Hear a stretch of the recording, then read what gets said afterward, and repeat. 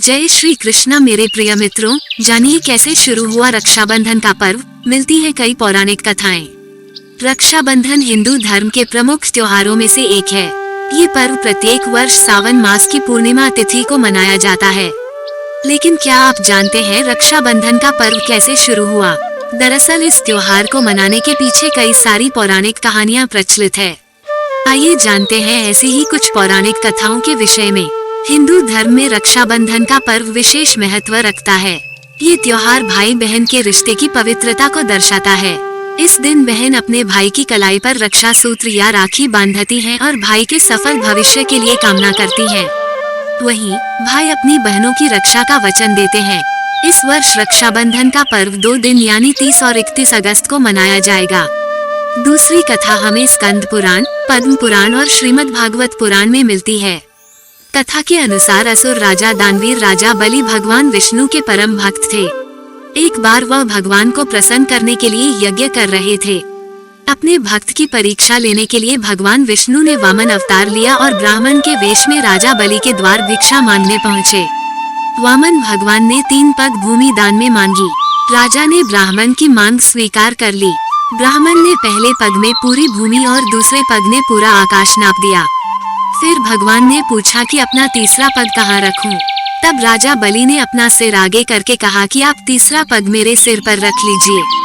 राजा की यह भक्ति देख भगवान ने उन्हें पाताल लोक का राजा बना दिया। साथ राजा बलि ने ये भी वरदान मांगा कि आप मेरे साथ पाताल लोक में रहें। उधर भगवान विष्णु के वापस न लौटने के कारण माता लक्ष्मी परेशान हो उठी। उन्होंने एक गरीब महिला का वेश बनाया और राजा बलि के पास पहुंचकर उन्हें राखी बांध दी।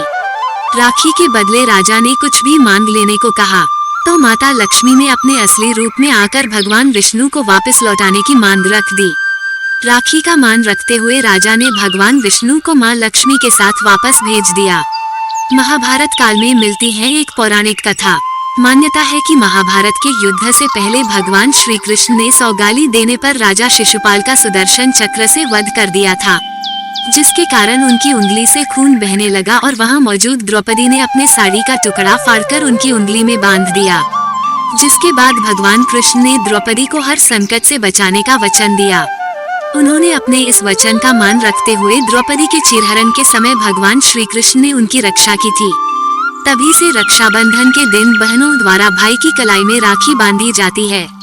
रक्षाबंधन से ही संबंधित महाभारत काल में एक और कथा प्रचलित है, जिसके अनुसार महाभारत के युद्ध के दौरान जब युधिष्ठिर ने भगवान कृष्ण से पूछा कि मैं सभी संकटों को किस प्रकार पार कर सकता हूँ, तब श्री कृष्ण ने युधिष्ठिर से कहा कि वह अपने सभी सैनिकों को रक्षा सूत्र बांधें। युधिष्ठिर ने ऐसा ही किया और अपनी पूरी सेना में सभी को रक्षा सूत्र बांधा। एक कथा मुगल काल से संबंधित है। माना जाता है देश में एक समय राजपूत मुस्लिम आक्रमण के खिलाफ लड़ रहे थे। अपने पति राणा सांगा की मृत्यु के बाद मेवाड़ की कमान रानी कर्णावती ने संभाली हुई थी। चित्तौड़ की रानी कर्णावती ने गुजरात के सुल्तान बहादुर शाह के आक्रमण से अपने राज्य व अपनी रक्षा के लिए सम्राट हुमायूं को एक पत्र के साथ राखी भेजकर रक्षा का अनुरोध किया था। हुमायूं ने राखी को स्वीकार किया। रानी कर्णावती की रक्षा के लिए चित्तौड़ रवाना हो गए, लेकिन उन्हें पहुंचने में देरी हो गई और रानी ने अपने सम्मान की रक्षा के लिए जौहर कर लिया। लेकिन वचन निभाते हुए हुमायूं की सेना ने चित्तौड़ से शाह को खदेड़कर रानी के पुत्र विक्रमजीत सिंह को चित्तौड़ का शासन सौंप दिया। मित्रों, आप कैसे रक्षाबंधन का त्योहार मनाते हैं? कृपया कमेंट सेक्शन में बताएं। और अगर वीडियो पसंद आई हो तो लाइक, शेयर, सब्सक्राइब जरूर करें। धन्यवाद।